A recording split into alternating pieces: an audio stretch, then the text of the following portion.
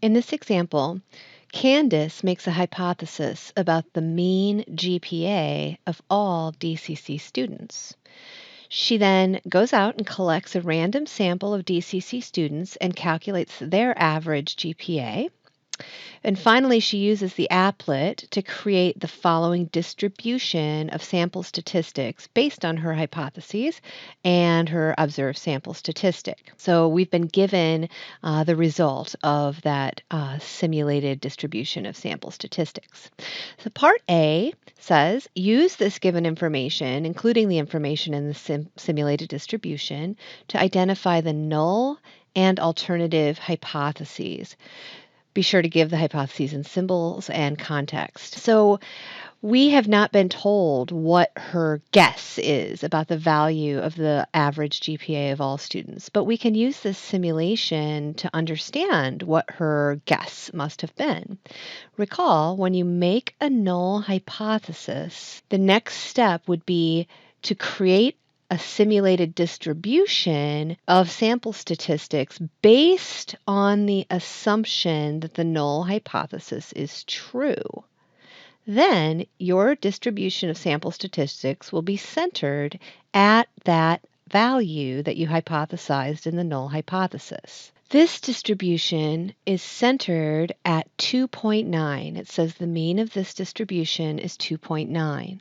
That must be the hypothesized value of the population mean. Therefore, we can say the following. The null hypothesis is that the population mean mu is equal to 2.9, and that would mean that the average GPA of all DCC students is 2.9. Now, the alternative hypothesis will basically say the same thing, but instead of an equal sign, it'll be either less than 2.9 or greater than 2.9 or not equal to 2.9. And how do we figure out which? Well, if you'll notice in the simulation, it calculates a p-value by turning these red squares red, counting those 4 squares out of the total 100 squares. That's counting 4 sample statistics that are like our observed statistic or higher, and there were 4 of them out of the total 100. That means since it's counting squares that are like ours or higher, it means the alternative hypothesis is a greater than symbol. Part B says, use the given information, including the info in the simulated distribution, to identify the value of the observed sample statistic and also give its symbol. So the observed sample statistic can be found right here in our simulated distribution. I know that because in this simulated distribution picture, we see that it's counting samples that are greater than or equal to 3.02. That is how you would have the simulator calculate the p-value by counting samples that are like our observed statistic or higher. So it's counting statistics that are like 3.02 or higher, so 3.02 must be the observed sample statistic. In this case, our sample statistic is X bar. In this case, our sample statistic is X bar. It's a sample mean because she is interested in finding the population mean, the population GPA, the GPA of all students on average, and so she would have a sample mean from her sample of students.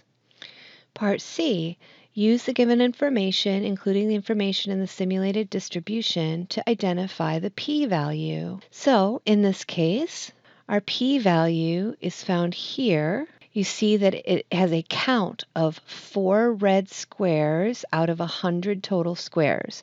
That's 4 sample statistics that are like our observed statistic or more extreme. It's these 4 squares out of the 100 total squares. So 4 out of 100 equals 0.04. The p-value is 0.04.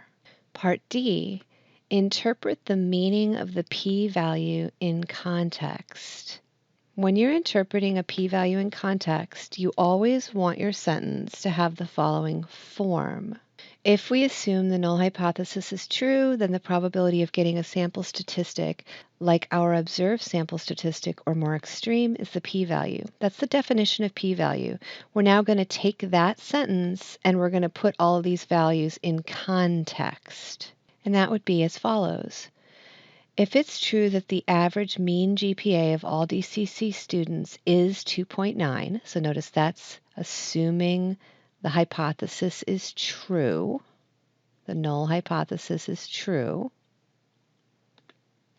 then the probability of getting a sample statistic like 3.02 or higher,